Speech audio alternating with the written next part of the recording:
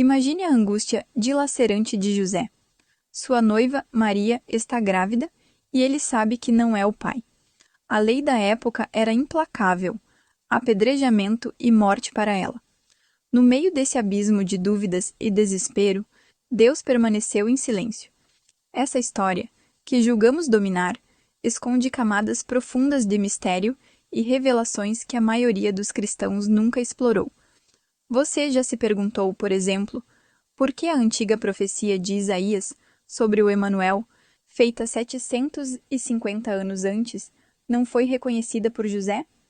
Ou o que a Bíblia realmente nos diz sobre a virgindade perpétua de Maria, à luz das menções claras sobre os irmãos de Jesus? Este vídeo vai mergulhar nas entrelinhas do Evangelho de Mateus para desvendar não só o drama humano de José, mas os testes de caráter que Deus orquestra para cumprir seus planos. Prepare-se para ter suas percepções desafiadas, suas dúvidas respondidas e sua fé fortalecida de uma maneira que você jamais imaginou. Se você está pronto para ir além do superficial, inscreva-se agora no canal e ative o sininho para não perder essas revelações impactantes que importam para a sua caminhada de fé. E se conhece alguém buscando a verdade, compartilhe este vídeo. Juntos, podemos levar luz e fortalecer a fé de muitos. Evangelho de Mateus, capítulo 1, versículo 18. Aqui diz o seguinte: Ora, o nascimento de Jesus Cristo foi assim. Estando Maria, sua mãe, desposada com José, antes de se ajuntarem, achou-se ter concebido do Espírito Santo. Então José, seu marido, como era justo e não a queria infamar, intentou deixá-la secretamente. Amém, igreja? Muito bem, você crê na palavra de Deus? Você crê que o que está escrito aqui é a verdade? Você acredita que isso aconteceu mesmo? Amém? Então desocupe as tuas mãos e vamos dar a melhor salva de palmas para esta palavra. Aplaude com fé. Enquanto você aplaude, diga: meu Deus, eu acredito e eu te glorifico por esta palavra. Meu Deus, eu te exalto porque esta palavra chegou aos meus ouvidos e desceu ao meu coração. Isso, aplaude e dá glória a Deus. Abre a tua boca, solta o teu ar aí no pulmão, solta a tua voz e diga: glória, glória, glória ao teu nome, Senhor. Exaltado seja o teu nome pela tua palavra que nos destes. Obrigado, Senhor, por falar conosco através do Evangelho. Isso, fala com Deus, glorifica e aplaude. Senhor Deus, unge os nossos lábios agora para falar e os ouvidos para ouvir, e que a tua palavra vá e ela não volte vazia, antes faça aquilo que lhe apraz e prospere naquilo para o qual está sendo enviada. Ah, meu Deus, fala com as pessoas aqui nesta igreja e fala com as pessoas que vão ouvir através da rádio. Fala, meu Deus, agora poderosamente. Aproveita esta oportunidade agora, meu Deus, e liberta vidas, cura doentes, transforma e principalmente salva. Sim, meu Deus, salva em nome de Jesus. Amém. Diga amém, Jesus. Podem sentar, igreja. Quero falar do nascimento de Jesus e quero falar principalmente do drama que José, pai adotivo de Jesus, sofreu com esta operação divina. Porque Deus já tinha planejado que uma mulher que nunca teve relação sexual com homem algum, Deus já tinha planejado que ele faria uma virgem gerar o Deus conosco, o Emanuel. Quero que você veja que Deus já tinha esses planos 750 anos antes de cumpri-lo. 750 anos antes de Maria ficar grávida pelo Espírito Santo, Deus já tinha planejado esse nascimento. Confira comigo, lá no profeta Isaías, no capítulo 7, no versículo 14. Nós encontramos aqui escrito o seguinte: portanto, o mesmo Senhor vos dará um sinal, e eis que uma virgem conceberá e dará à luz um filho, e será o seu nome Emanuel, que traduzido quer dizer Deus conosco. Deus já tinha esse plano. Você acha que Deus, sendo todo-poderoso, sendo o Altíssimo, não devendo satisfação a ninguém, havendo já planejado algo com 7 séculos de antecedência, você acha que Deus iria perder tempo dando satisfações à parentela daquela virgem? Ou ao namorado daquela virgem? Deus simplesmente mandou o anjo Gabriel, que é o arcanjo, na verdade, um anjo mensageiro, e ele foi lá e avisou a virgem que ela iria conceber, e ela ficou grávida pelo Espírito Santo. Mas Deus não deu qualquer satisfação para o noivo da virgem. E naquela época, o noivado era tão sério quanto o casamento. Quando um homem ficava noivo de uma mulher, ela já estava comprometida. Ela não poderia ser dada a mais ninguém, nem desposada, nem namorar outra pessoa, porque era tão sério o compromisso do noivado, que é como se já fosse a esposa daquele homem. E era público e notório que a Virgem Maria era noiva de José, e José era bem mais velho do que ela. E os judeus têm até hoje, e aqueles povos lá do Oriente guardam esse costume, de prometer em casamento antes até da criança nascer. Olha, a minha filha está esperando um neném e ela vai casar com o teu filho, viu? Eles têm costume de fazer isso. E provavelmente Maria já estava prometida para José por laços de família há muito tempo. Mas Deus não levou em consideração nada disso e não deu qualquer satisfação para José sobre o que ele iria fazer. Veja que coisa, eu quero que você se coloque no lugar de José. O drama que José viveu. Porque a noiva que ele tanto ama está grávida, está com enjoo, está com tontura, está vomitando, a barriga está aumentando, está grávida. E José tem certeza absoluta que ele não é o pai. Naquela época não tinha exame de DNA, não tinha ciência, nada disso. Mas José tinha certeza, eu não sou o pai. Se ela está grávida, é de outro, não é meu. E Deus não avisou para José. Ô José, fica tranquilo aí que a Maria vai ficar grávida, viu? Eu que vou fazer isso daí. Daqui a alguns tempos você vai notar que ela vai ter enjoo, a barriga dela vai aumentar, o ventre vai crescer, mas sou eu que estou fazendo. Deus não falou nada. José, tadinho. E ele de casamento marcado, data marcada. E antes de desposá-la, aqui ó, ela estava desposada com José nesse compromisso de noivado. Antes de se ajuntarem, quer dizer, nas núpcias, já eram noivos. Noivos com tal grau de compromisso que já podia se dizer, é a mulher de José. Mas ele ainda não tinha tido nada com ela. Ele, antes de habitar com ela, antes de se ajuntarem, ela está grávida. Está grávida. E José sabe, o filho não é meu. Mas ele não está sabendo dos planos de Deus. Se coloca coloque no lugar do José e tenta sentir o que ele estava sentindo. As dúvidas que passavam na sua mente sobre o caráter da noiva. Puxa, Maria parece uma moça tão pura, tão honesta, tão sincera, tão santa, mas de alguma maneira ela me enganou.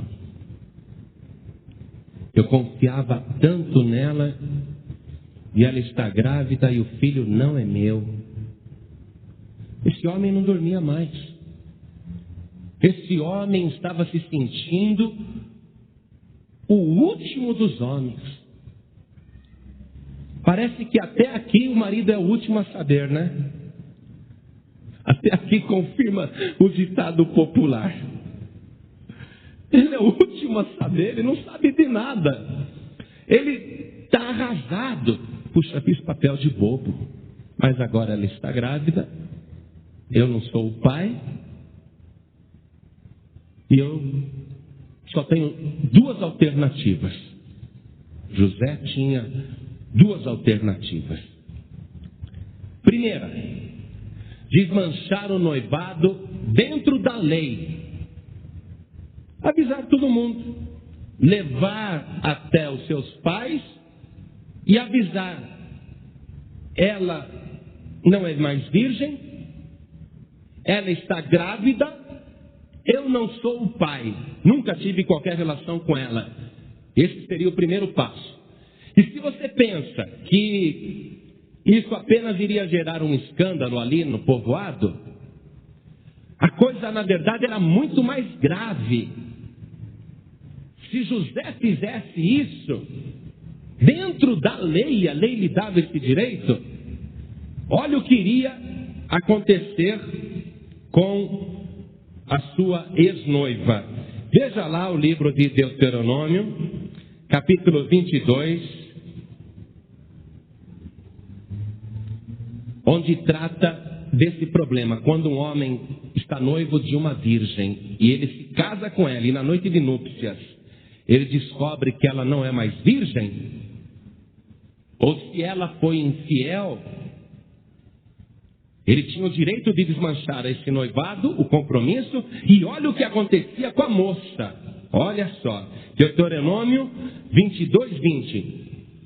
Porém, se este negócio for verdade, que a virgindade não se achou na moça, então levarão a moça à porta da casa de seu pai, e os homens da sua cidade a apedrejarão com pedras até que morra. Pois fez loucura em Israel, prostituindo-se na casa de seu pai, assim tirarás o mal do meio de ti. Se José fizesse isso com a ex-noiva e denunciasse que ele não era o pai daquela criança, que ela não era mais virgem, estava grávida de outro, não era só o noivo que a Maria ia perder, ela iria perder a própria vida. Ela ia ser apedrejada, porque esta era a lei. Ela iria morrer apedrejada. Então, além de todo aquele drama vergonhoso para José, ele está também com a decisão sobre a vida da Virgem Maria. Ele vai decidir se ela vive ou se ela morre. Ele está com aquele drama. Se tivesse televisão naquela época, se você acha que ele deve contar para os pais e ligue tal e dê o seu palpite, você decide. Ele está com esse drama. E agora, o que eu faço? Se eu contar que o filho não é meu, que eu nunca tive nada com ela, ela morre. E se eu não contar, vou casar com ela, sabendo que o filho não é meu, sabendo que ela mentiu para mim, sabendo que não sou o pai da criança. Ele está com a vida da Virgem Maria nas mãos. E José, em nenhum momento passa na cabeça dele Isaías 7,14, que nós acabamos de ler. Não passa pela cabeça dele aquela profecia. Eis que a virgem conceberá e dará à luz um filho, o seu nome será Emanuel, que traduzido quer dizer Deus conosco. E se ele soubesse, presta atenção, se ele, José, como judeu, soubesse deste fato da profecia de Isaías 7,14, ele não iria ver como profecia. Primeiro, que foi escrito 7 séculos atrás, e segundo, porque, estudando a história, José iria interpretar essa escritura como um fato que aconteceu na época do rei Acás.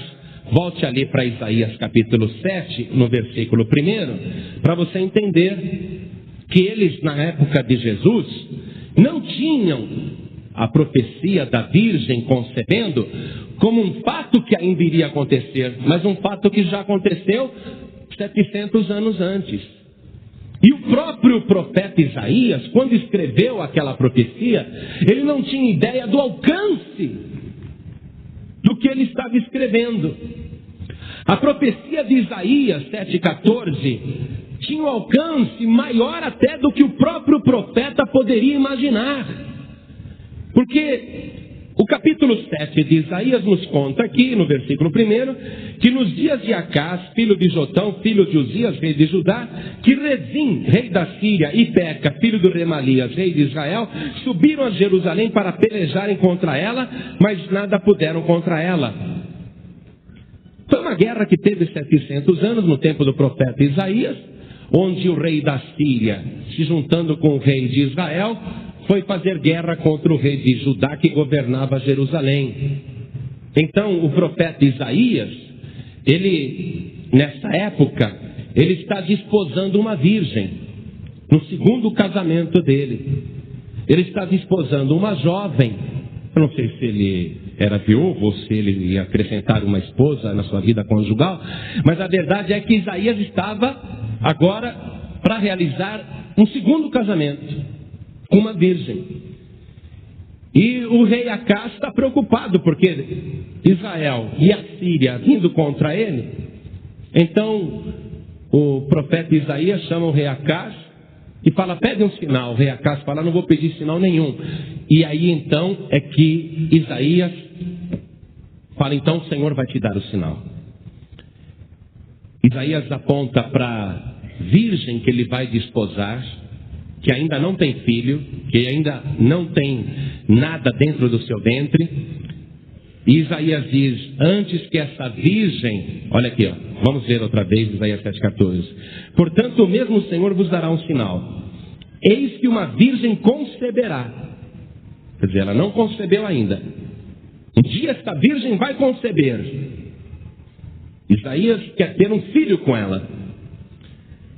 Então, eis que uma virgem conceberá e dará à luz um filho, e será o seu nome Emanuel, que quer dizer Deus conosco. Manteiga e mel comerá, até que ele saiba rejeitar o mal e escolher o bem. Na verdade, antes que este menino saiba rejeitar o mal e escolher o bem, a terra de que te enfadas será desamparada dos seus 2 reis, isto é, os reis da Síria e de Israel. O profeta Isaías está fazendo uma profecia local. Essa virgem que eu vou desposar vai ter um filho. E antes que ele cresça, antes que ele saiba a diferença entre o bem e o mal, esses 2 reis que te enfadam, que te perseguem, eles deixarão de existir na terra. E de fato aconteceu mesmo. 12 anos depois que Isaías profetizou isso, o rei da Síria lutou contra Judá, apoiado pelo rei de Israel, mas o outro rei, o da Síria, combateu contra eles, fez a união com Judá, e aqueles 2 reis deixaram de existir, antes que aquele filho que ele teve com aquela virgem pudesse saber a diferença entre o bem e o mal. Se José conhecesse essa passagem, ele ia ver como um fato histórico. Ele não ia estar relacionando com o fato fato dele ali, aquele drama que ele estava vivendo. Porque na cabeça dele, Maria foi infiel, tem outro homem, está grávida de outro e ponto final. Ele jamais iria acreditar que esta profecia tivesse um alcance maior até do que o profeta Isaías havia imaginado. Os judeus não imaginavam, não podiam acreditar que isso ainda não tinha se cumprido no mundo espiritual, que isso era uma figura do que iria acontecer. Esses dois reis aqui da Síria e de Israel, que ele menciona no final, ele diz assim: antes que este menino saiba rejeitar o mal e escolher o bem, a terra de que te enfada será desamparada dos seus dois reis. No sentido profundo dessa profecia, nós sabemos que aqui está falando da Virgem Maria, nós sabemos que aqui está falando dela concebendo virgem, o Emanuel, o Deus conosco, no sentido profundo da profecia, ela gerando o Filho de Deus, e esses dois reis, nós sabemos quem são também. Um deles é o rei Herodes, o grande, que persegue o recém-nascido Jesus e não o encontrando, manda matar todos os bebês de 2 anos para baixo. E você leu ali já no Evangelho que eles fugiram para o Egito e ficaram lá até que o anjo avisou: pode voltar porque já estão mortos aqueles que queriam a vida do menino. Quais são os dois reis? Herodes é um, e o outro? César Augusto, de Roma, que dominava em Israel. No ano 14 da nossa era, ele também foi derrotado, destituído e teve um fim terrível. Então a profecia de Isaías não está na cabeça de José. Ele está vivendo a profecia e não sabe. Ele está vivendo um fato glorioso e acha que aquilo é uma tragédia. Ele está vivendo a própria profecia e o acontecimento mais importante da história da humanidade e não sabe. Meu amado, minha amada, você que está aqui nesta igreja neste momento, ouvindo o Evangelho, ouvindo essa explicação, aprendendo a palavra de Deus. Você está aqui neste lugar e você está olhando tudo isso como se fosse uma coisa também do passado. Como se isso já tivesse acontecido. E você nem supõe, nem imagina que na verdade, aqui neste lugar, você está vivendo a própria profecia. E que neste momento, a palavra de Deus está acontecendo na tua vida. José não sabia e muitos aqui não sabem. Mas essa palavra é com você também. Por isso que eu quero que você vá acompanhando. Porque nós não estamos falando aqui de fatos que estão mortos e enterrados no passado. De coisas que aconteceram e fazem parte da história. Mas nós estamos falando da palavra poderosa de Deus. A palavra viva e eficaz que permanece para todo sempre. Essa palavra que tem poder nos dias de hoje. Neste momento, você está entrando em contato com promessas de Deus. A profecia de Isaías, o que dizia? O seu nome será Emanuel, Deus conosco. Então isso não pode fazer parte do passado. Porque o objetivo da profecia é Deus conosco e Deus está conosco neste lugar. Então esta profecia é verdadeira, esta profecia é atual, ela está acontecendo aqui e agora. O Emanuel, o Deus conosco está aqui. José está atormentado por uma série de conflitos e por uma decisão terrível.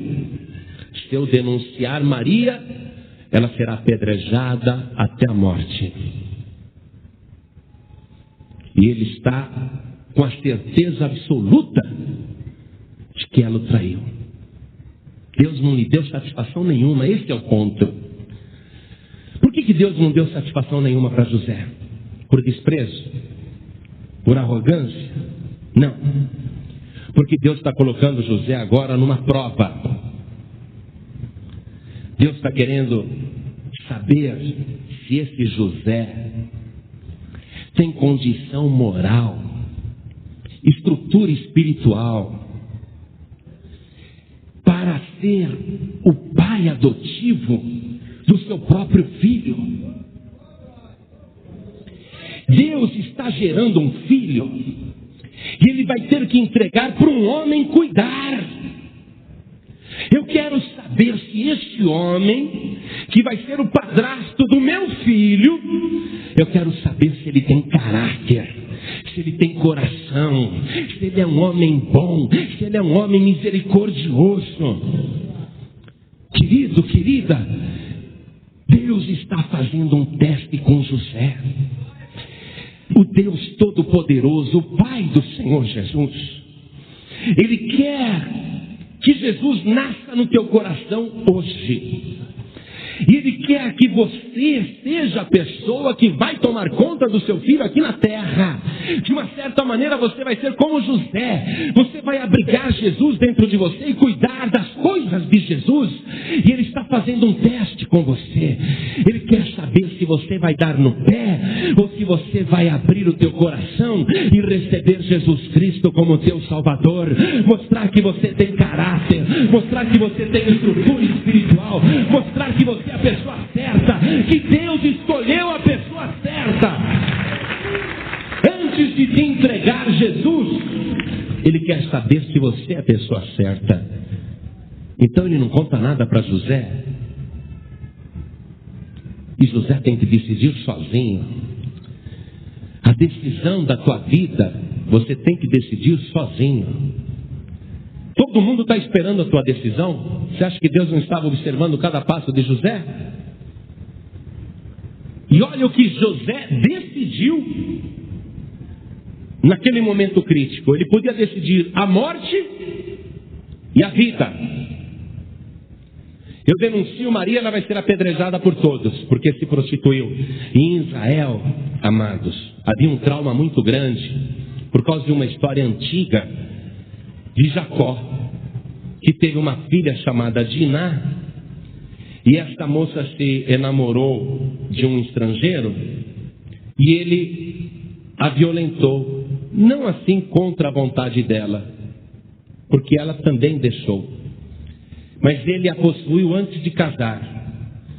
E quando os filhos de Jacó ficaram sabendo que a sua irmã tinha sido possuída por um estrangeiro, eles foram lá e mataram todos os homens daquele lugar. Em Israel não se admite uma coisa dessa. Eles têm um trauma a respeito disso. Diná foi estuprada por um estrangeiro. Então, uma virgem que desposa ou tem relações sexuais com um homem antes do casamento, ela é apedrejada. É a lei. José está para decidir entre a morte da Maria e o que ela tem no ventre também, e a vida. E José decide pela vida. O que faz uma pessoa conquistar o coração de Deus é quando a pessoa decide pela vida.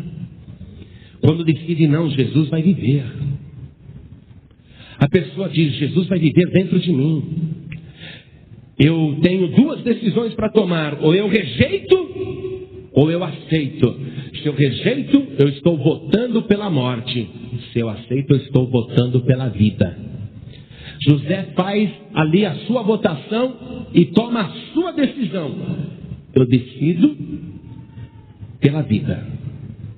Eu não vou denunciar Maria.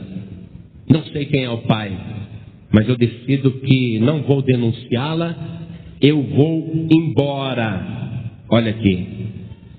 Versículo 19, Mateus 1. Então José, seu marido, como era justo e não a queria infamar, intentou deixá-la secretamente. Secretamente, ele não comunicou a ninguém. Ele não chegou para o melhor amigo e falou, rapaz, estou numa situação tão horrível. A minha noiva está grávida e o filho não é meu. Ele não contou para ninguém. Ele não contou para a parentela dele, ele não contou para ninguém. Ele sozinho ali no seu coração, ele decidiu: eu vou deixá-la secretamente. E com essa decisão, a vergonha que deveria ser da Maria, essa vergonha seria de José. Porque na hora que ele desaparecesse e todo mundo começasse a ver a pobrezinha da Maria grávida, o que queriam dizer? José, aquele sem vergonha, engravidou a pobrezinha e a largou na rua da amargura, cachorro. Não é isso que iam falar dele? E você sabia ainda que o homem que fizesse isso era obrigado a casar com a mulher? Se ele fosse capturado, ele teria que casar com a Maria.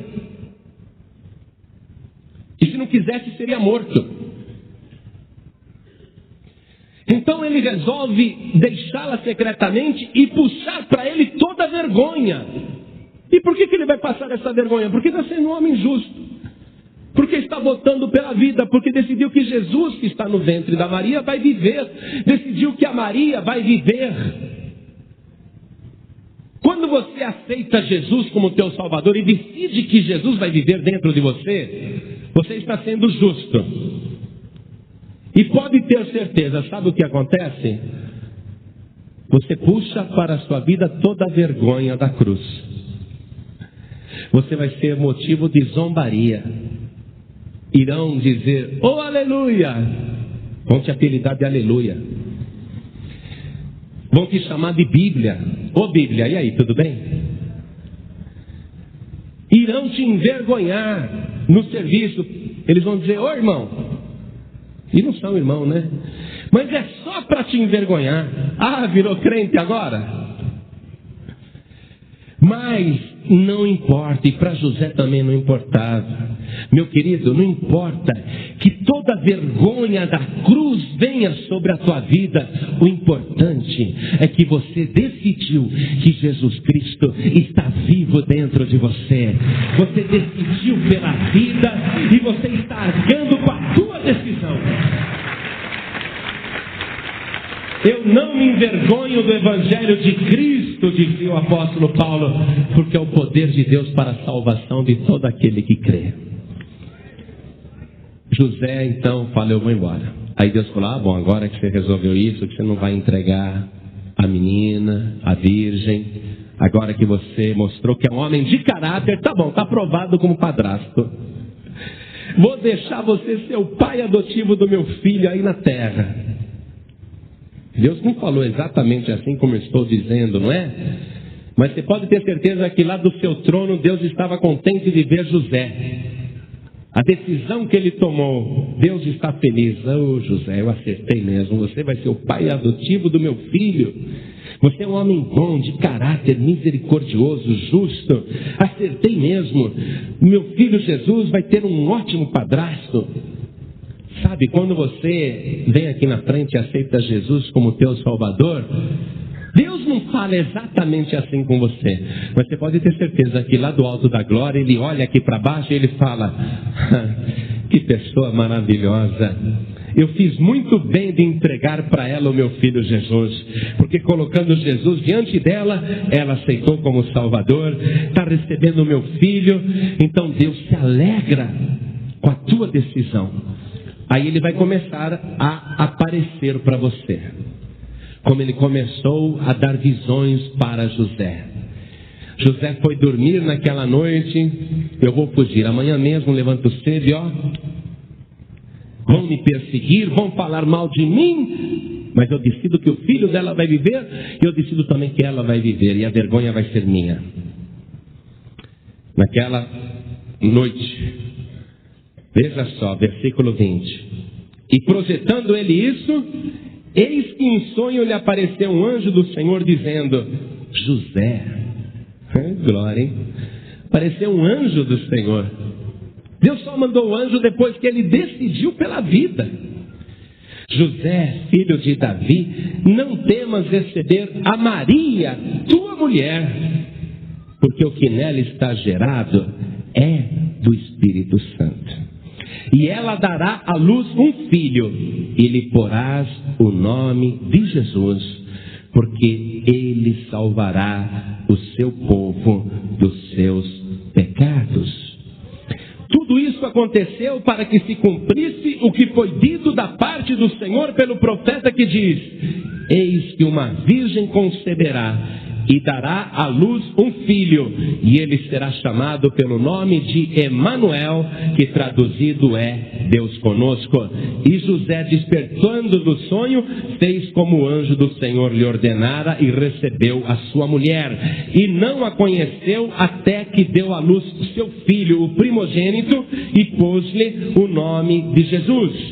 O próprio anjo está agora mostrando para José que aquela gravidez é o cumprimento de uma profecia.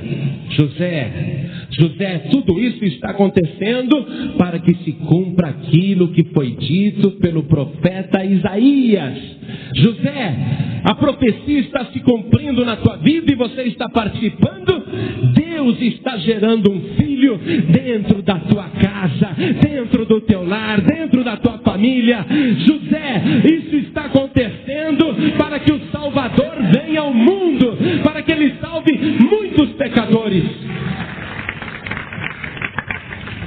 Aí sim, José, então é por isso. Aí ele foi ver, o anjo me falou, não foi um homem não.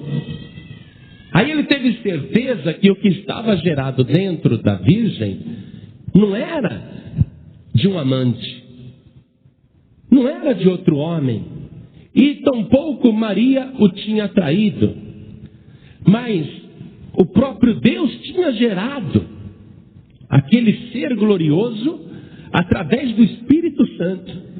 E o próprio anjo traz a lembrança de José lá no sonho. José, é o cumprimento da profecia de Isaías. Você vê que só depois disso é que diz que ele despertou do sonho. Então foi o próprio anjo que lhe contou, porque agora ele tinha que ter provas para acabar toda a dúvida.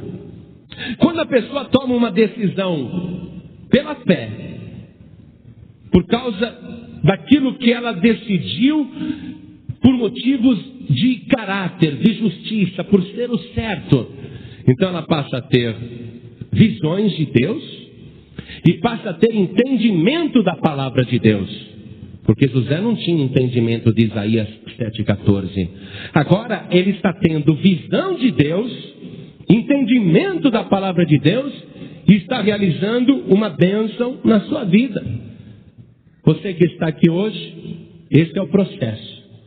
Você está para decidir se Jesus vai nascer ou não no teu coração, se você vai gerá-lo ou não, se você acredita que isso é obra do Espírito Santo ou não, porque quem vai fazer Jesus nascer dentro de você também é o Espírito Santo de Deus. E nesse momento o Espírito Santo de Deus também está te envolvendo como ele envolveu a Virgem Maria. E ele está te envolvendo agora para você gerar dentro do seu ventre o próprio Filho de Deus. Por isso não temas recebê-lo.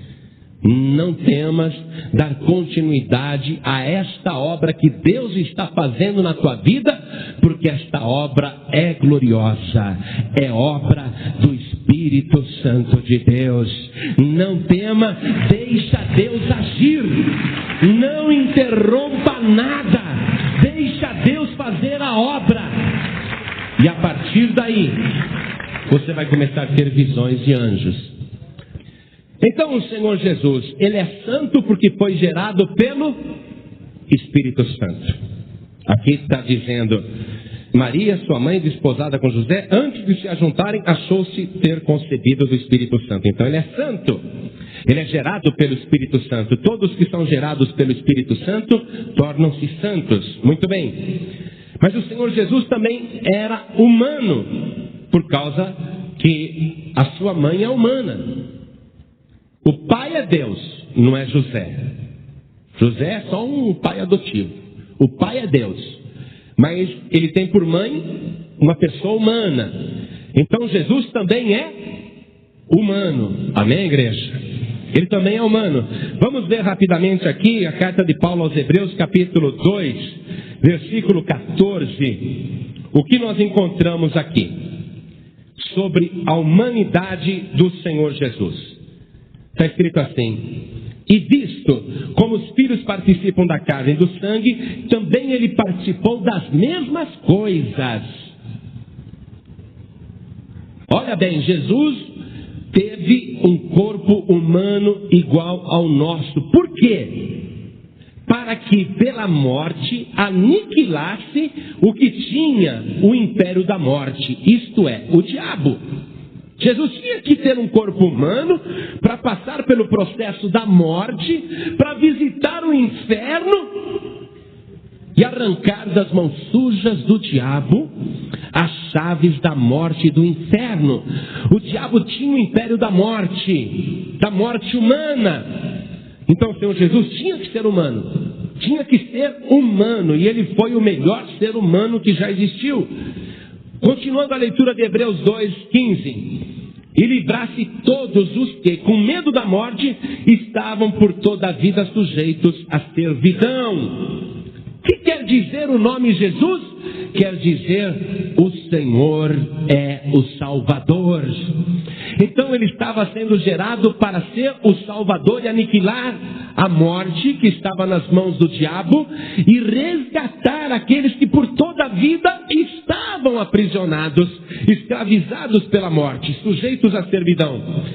Versículo 17 diz assim: pelo que convinha que em tudo fosse semelhante aos irmãos, para ser misericordioso e fiel sumo sacerdote naquilo que é de Deus, para expiar os pecados do povo, porque naquilo que ele mesmo, sendo tentado, padeceu, pode socorrer aos que são tentados. Jesus teve também um corpo humano e foi tentado como nós, com todas as tentações. Sentiu na carne todas as tentações humanas. E ele agora ressuscitado é o sumo sacerdote que está lá à direita de Deus. Aí quando você, humano, peca, quando você, ser humano, comete um deslize, uma falha, a justiça de Deus já gostaria de te executar. Mas aí, o sumo sacerdote que está vivo para todo sempre, diz ao Pai: Pai, eu habitei num corpo igual daquela mulher, habitei um corpo igual daquele homem. Não é fácil não. Não é brincadeira, o diabo atenta mesmo, o bicho fica ali o tempo todo. Meu Pai, eu sou o advogado desta pessoa, e pelo meu sangue precioso, eu apago os seus pecados, as suas iniquidades. Afinal, o meu nome é Jesus, e o meu nome quer dizer, o Senhor é o Salvador. Coisa tremenda, né? E o Senhor Jesus, ele é Deus, eterno como Deus. Vamos voltar ali, e você está vendo aí em Jesus a sua natureza. Vamos voltar na carta de Paulo aos Hebreus agora, no capítulo 7, vamos lá. Hebreus capítulo 7, versículo 24 e 25.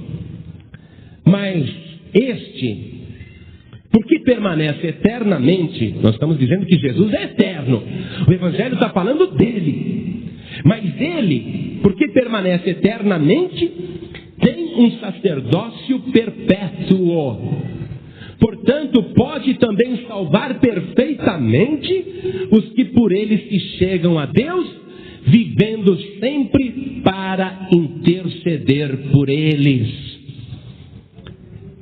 Todos os salvadores das outras religiões estão mortos. Buda está morto. Maomé está morto. E todos os outros que tentam se apresentar como salvadores estão mortos. E as pessoas estão confiando em salvadores mortos e pedindo para falecidos para ajudá-los. Mas o nosso Senhor Jesus, Ele não é um falecido, nem está detido pela morte, nem está no cemitério, nem na sepultura, mas está à direita de Deus pelos séculos dos séculos, para interceder por nós, para perdoar os nossos pecados. Nós temos um Salvador eterno. Jesus quer ser o teu Salvador, esse Salvador glorioso. Quero te falar uma outra coisa rapidamente para você aprender, porque você precisa aprender. Você tem que aprender para ninguém te ensinar coisas que te mandarão para o inferno. Nós estamos falando que existem salvadores mortos e as pessoas estão pedindo para pessoas mortas ainda que o espírito não morra. Ainda que o espírito não morra. Mas não é questão do espírito não morrer. A questão é que somente um ressuscitou. Somente um está vivo pelos séculos dos séculos. Somente um desceu até o inferno e arrancou o domínio da morte das mãos do diabo. Só ele. Você tem que saber disso. Você tem que saber que só existe um Salvador. Ninguém mais vai rogar por você, nem agora, nem na hora da sua morte. E existem coisas que você acredita ou acreditou ou está em dúvida e que podem te mandar para o inferno, porque isso é muito grave. Deixa eu dizer isso agora com você com relação ao versículo 25. Vamos voltar para Mateus 1, 25. Amados, prestem atenção. E se tem católicos aqui ou então ouvindo pelo rádio, preste atenção, sem preconceitos. De coração aberto. Quero deixar claro em primeiro lugar que eu amo Maria. Amém? Quero deixar claro para todos os católicos que eu amo Maria. Amo muito. Maria foi realmente uma mulher muito especial. Foi agraciada, teve o privilégio de gerar o Filho de Deus no seu ventre virgem, imaculado. Ela realmente foi uma mulher extraordinária. Ela era virgem quando o Espírito Santo veio sobre ela e ela concebeu então o Senhor Jesus. José não teve relação com Maria, mesmo depois de casar com ela e ela continuar grávida de Jesus, grávida do Espírito Santo. José não teve relação sexual com ela. E assim permaneceu até Jesus nascer. O que eu vou ler aqui está igual, tanto nessa Bíblia como na Bíblia católica. Por isso os católicos, não pensem que eu estou querendo criar polêmica ou falar mal. Por favor. Estou querendo mostrar a verdade. Na minha Bíblia e na sua Bíblia católica está escrito igual. Mateus 1, 25. Está escrito assim: e José não a conheceu. Conhecer no sentido bíblico, né? Conhecer no sentido bíblico é ter relações sexuais. E conheceu Adão a Eva e ela teve a Caim. Adão conhecia a Eva desde o dia que ela foi criada ao lado dele ali. Mas relação sexual ele teve quando nasceu Caim. E conheceu Adão a Eva e nasceu Caim. Conhecer no sentido bíblico é conhecer sexualmente. E José não a conheceu até que deu à luz seu filho, o primogênito, e pôs-lhe o nome de Jesus. Ele não a conheceu até que deu à luz. Então a virgem que está gerando o Filho de Deus, ela continua virgem até o nascimento de Jesus. E José não teve nada com ela até o nascimento de Jesus. Mas ele é marido dela. E depois que Jesus nasceu e acabou a quarentena dela, você acha que ele teve relação com a esposa, sim ou não? E será que era pecado? Como? Ninguém vai me impedir de ter relação com a minha mulher. Eu casei com ela, eu desposei. E sabe o que é mais legal? Eu acredito nisso. Que Deus não traiu José, não. Que no dia que José foi para sua lua de mel com a Maria, ela continuava virgem. É porque a virgem conceberá. Deus fez ali um trabalho que a Maria continua virgem. José foi o primeiro homem de Maria. E Maria deixou de ser virgem. E isso não é nenhum pecado, porque a Maria está casada com José. Isso não é nenhum pecado, gente. E a Maria, a partir daí, foi uma esposa normal. Uma mulher normal, saudável, com desejo. Isso daí não é nenhuma heresia o que eu estou falando, não. Inclusive, ela teve muitas relações sexuais com José. E isso não é nenhum pecado, nenhum crime. Não sei porque o católico fica arrepiado quando a gente fala isso. Não é nenhum crime. E vou te mostrar aqui, irmão católico, e quero que você confira na Bíblia Católica também, que tanto é verdade que José teve muitas relações sexuais com a Virgem Maria, que ele depois disso não era mais virgem, que ela teve filhos. E os evangelhos dão os nomes desses filhos que Maria teve com José. Naquela época não havia preservativo, nem anticoncepcional, nada.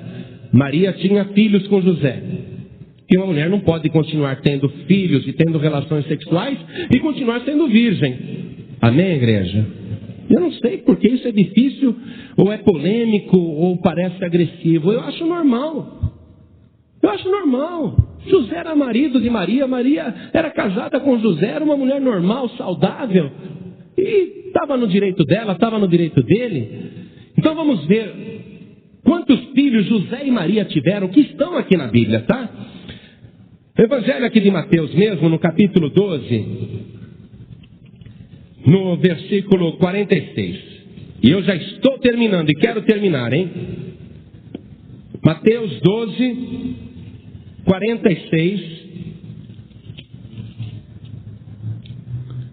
Jesus estava numa casa falando com uma multidão e tinha muita gente em volta dele. Aí a Maria e os seus filhos, meio-irmãos de Jesus, queriam falar com ele. Veja o que aconteceu. E falando Jesus ainda à multidão, eis que estavam fora a sua mãe e seus irmãos, pretendendo falar-lhe. E disse-lhe alguém: eis que estão ali fora tua mãe e teus irmãos que querem falar-te. Alguém foi passando o recado: olha, avisa Jesus que está lá no meio da multidão, que a sua mãe e os seus irmãos estão aqui fora querendo falar com ele. Manda chamar, manda Jesus vir aqui fora que a mãe dele está chamando. Os irmãos estão aqui esperando. Aí Jesus lá dentro disse assim: a minha mãe, os meus irmãos, as minhas irmãs estão lá fora.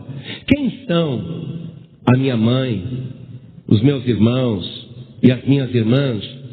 Aí Jesus olhou em redor assim de toda aquela multidão de sofredores que estava ao lado dele, ouvindo a sua palavra, ouvindo o evangelho. E Jesus, estendendo a mão sobre a multidão, disse: aqui está a minha família, o meu irmão, a minha irmã e a minha mãe. Pois todo aquele que fizer a vontade do meu Pai que está no céu, este é o meu irmão e minha irmã e a minha mãe. Então ele tinha irmão e irmã, tinha. Vamos ver os nomes, para você não ficar achando que a gente inventa. Vamos ver os nomes. Em Mateus 13, Mateus capítulo 13, versículo 55, vai dar os nomes aqui da família, só os homens. Olha o que diz aqui, Mateus 13, 55. A multidão não acreditava que Jesus era o Filho de Deus, não. Acreditava que ele era o filho do carpinteiro José. A multidão não acreditava que ele tinha sido gerado pelo Espírito Santo. E vendo as maravilhas que ele fazia e as coisas que ele falava, a multidão estava confusa. Olha o que a multidão dizia, Mateus 13, 55. Não é este o filho do carpinteiro? Conheciam seu pai então, né? O adotivo. E não se chama sua mãe Maria? Ah, conheciam a mãe dele também, né? E seus irmãos Tiago e José e Simão e Judas? Então tinha 4 irmãos homens. Pessoas que conheciam Jesus. Pessoas que estavam lá morando em Nazaré, a cidade onde Jesus cresceu. Pessoas que conheciam a família de José. Eles estão dando os nomes dos irmãos aqui. Às vezes a igreja católica, para tentar falar que não era irmão, não, fala que é primo. Mas não tem qualquer substância esse argumento de falar que é primo de Jesus. Jesus está dizendo que tem irmãos. Ele amplia a família dizendo, meus irmãos não são só aqueles que estão lá fora, são todos os que ouvem a palavra de Deus. Ele amplia a família. Não acreditaram em Jesus porque conheciam o seu pai José o carpinteiro, a sua mãe Maria, e conhecia os seus irmãos, o Tiago, o José, o Simão e Judas. E mais, hein? Versículo 56. E não estão entre nós todas as suas irmãs? Eu não sei quantas irmãs Jesus tinha, mas tinha bastante. Porque naquela época era um filho por ano. E qual o problema? E qual o problema? Não tem problema nenhum. Porque Deus nunca teve plano de fazer de Maria uma salvadora, uma intermediária. Deus só teve um plano: fazer o seu Espírito Santo descer sobre a Virgem, cumprir a profecia de Isaías 7,14, ela gerar um filho pelo Espírito Santo, que seria ao mesmo tempo uma pessoa santa, uma pessoa humana e uma pessoa eterna, divina. 3 em 1. Esse era o plano de Deus. Não existe outro intermediário, gente. Não existe outro Salvador, pelo amor de Deus. Eu estou adorando o trabalho do Padre Marcelo. Ele está cantando todas as músicas que a gente canta aqui. Estamos gostando, gente. É bom. Eu acho ótimo que as nossas crianças estão cantando os anjos de Deus, né? Anjos de Deus voando nesse lugar. Cantamos muito na Paz e Vida. O autor é um pastor. Pastor Eliseu é o autor da música. Estamos achando ótimo. Eu acho que o Padre Marcelo Rossi está se convertendo. E é bom. É bom, eu acho ótimo, deixa eles cantarem. Nosso Deus tem muitos filhos Ele tem. Eu sou um deles, você também. Louvemos ao Senhor. Braço direito, braço esquerdo. Quando eu era criança eu cantava isso na escola dominical. Eu acho ótimo. As nossas crianças estão cantando essas músicas. E tem uma coisa, viu, que está sendo muito boa. Os católicos carismáticos vão começar a ler a Bíblia. Aí eles vão chegar nessa parte que nós estamos vendo aqui. Puxa, mas Jesus tinha irmão e irmã. Como que a Virgem continuou virgem? Aí eles vão ler a palavra. E finalmente os católicos também vão declarar, do mesmo modo que agora eles estão cantando as nossas canções, muito breve eles também vão dizer: Jesus Cristo é o único Salvador. Eles estão no caminho, estão um pouco atrasados, mas chegam lá. Você que está aqui conosco, você quer esse Jesus glorioso, esse Jesus Salvador maravilhoso, esse Jesus único intermediário? Lá em Lucas, quando a gente vê sobre o nascimento do Senhor Jesus, Lucas capítulo 2, versículo 8, diz assim: ora, sobre o nascimento de Jesus em Belém, sobre o nascimento do Salvador, sobre o nascimento do Filho de Deus. Ora, havia naquela mesma comarca pastores que estavam no campo e guardavam durante as vigílias da noite o seu rebanho. E eis que um anjo do Senhor veio sobre eles e a glória do Senhor os cercou de resplendor. E tiveram grande temor. E o anjo lhes disse: não temais, porque eis aqui vos trago novas de grande alegria, que será para todo o povo. Pois hoje na cidade de Davi vos nasceu hoje o Salvador, que é Cristo o Senhor. Oh glória! Nasceu o único Salvador. É Cristo o Senhor. Você pensa que é por acaso que o anjo disse sobre ele estas 3 palavras? Volte no versículo 11. Lucas 2:11. Pois na cidade de Davi vos nasceu hoje o Salvador. 1, que é Cristo. 2, o Senhor. 3. O Salvador, o nome se escreve Jesus. O Senhor salva, o Senhor é o Salvador. A grafia é Jesus. Então, o Salvador, Jesus. Cristo, que quer dizer o ungido, o Messias. É a mesma coisa, o ungido, o Messias. Cristo quer dizer isto. E o Senhor quer dizer Javé, ou Jeová, ou Yavé, significando Ele é o Senhor, Ele é o Deus Todo-Poderoso. Jesus, 3 pessoas em uma só. É deste Salvador que você precisa. É deste Senhor que você precisa. É deste Cristo que você precisa. Se você recusar, então você vai votar pela morte. Mas se você receber, porque o anjo disse para José: José, não temas receber o que está dentro dela. José teve que aceitar Jesus, sabia disso? José teve que aceitar Jesus como Salvador, como Filho de Deus. José, não temas receber o que está dentro de Maria. Você vai ter que agora decidir como José. Não temas. O anjo até disse para os pastores em Belém: não temas, não temais. Vos trago nova de grande alegria, que será para todo o povo. É para você também. Você tem que decidir agora. Quero receber Jesus como meu Salvador, único Salvador, porque Ele é o único que é o Senhor, Ele é o único que é o Cristo. Só Ele é o Salvador, só Ele é Cristo, só Ele é Senhor. Só Ele é 3 em 1. Só Ele ressuscitou dos mortos. Só Ele tem a chave da morte. Só Ele está à direita de Deus, intercedendo por aqueles que o recebem. Só Ele está lá. Ele é o único intermediário. Ele é o único que pode rogar agora e na hora da tua morte. Você tem que aceitá-lo. Ou rejeitá-lo também. Mas a decisão é sua. Assim como José teve que decidir entre a vida e a morte, você também tem que decidir entre a vida e a morte. E eu pergunto agora: quantos aqui querem receber Jesus como único Salvador, Cristo e Senhor da sua vida? Levante a mão direita bem alto. Não se envergonhe, não. Mesmo que você tenha que carregar a vergonha como José carregou, não se envergonhe. Não se envergonhe do Evangelho de Cristo.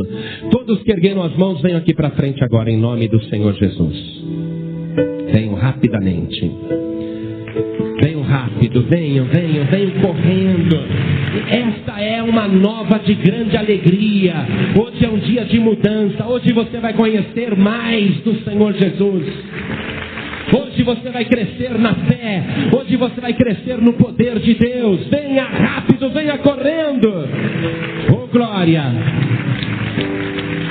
Pessoas que estão afastadas do caminho da igreja ou do evangelho, venha aqui para frente para reconciliar. Vem reconciliar. Venha rápido, vem reconciliar. Você não vai terminar esse ano longe do Salvador. Você não vai terminar esse ano afastado do caminho de Cristo. Você não vai terminar este ano longe daquele que é o teu Deus. Vem para cá. Se ajoelhe aqui na frente. Se ajoelhe comigo. Coloque a mão direita sobre o teu coração. Ore assim comigo. Meu Deus e meu Pai, neste momento eu venho receber o Senhor Jesus como Senhor, como Salvador, como Cristo. Eu venho recebê-lo como único intermediário na minha vida. E a partir de agora, aí à tua direita, Ele está intercedendo por mim.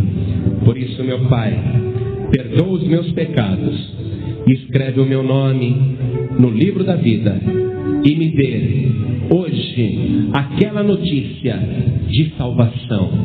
aquela boa nova de alegria, porque hoje o Cristo, o Senhor e o Salvador está nascendo, não em Belém, mas aqui, dentro do meu coração. Ele está sendo gerado pelo mesmo Espírito Santo que o gerou na Virgem Maria. E a partir de agora, eu terei visões, revelações na palavra e vou conhecer melhor o teu plano na minha vida. Meu Deus da glória, fica comigo e me abençoe para sempre. Se você pensou que desvendamos segredos neste vídeo, prepare-se. Nosso próximo vídeo ainda guarda muito mais revelações como esta. Como outras passagens bíblicas que você pensa conhecer tão bem, escondem verdades que podem expandir sua fé e transformar sua compreensão de Deus. Não se contente com apenas uma peça desse quebra-cabeça divino. Há uma riqueza infinita à espera, pronta para ser descoberta e aprofundar sua caminhada com o Salvador. E se eu te dissesse que essa história, que julgamos conhecer tão bem, esconde camadas de mistério e revelações que a maioria dos cristãos jamais explorou? Clique no card final ou no link da descrição e desvende os mistérios por trás do nascimento de Jesus, revelando fatos pouco conhecidos sobre a estrela de Belém, a verdadeira identidade dos reis magos e o significado profundo de seus presentes. Você descobrirá como a ciência antiga e as profecias bíblicas se unem para contar uma história muito mais rica e emocionante do que imaginamos. Será que Jesus nasceu mesmo em dezembro? Quem eram os sábios do Oriente e por que a Bíblia os chamou assim? Mais importante, o que tudo isso significa para a sua vida hoje e para os sinais que apontam para a volta de Jesus? Se você está pronto para desvendar esses segredos bíblicos e ir além do superficial, então este é o seu momento.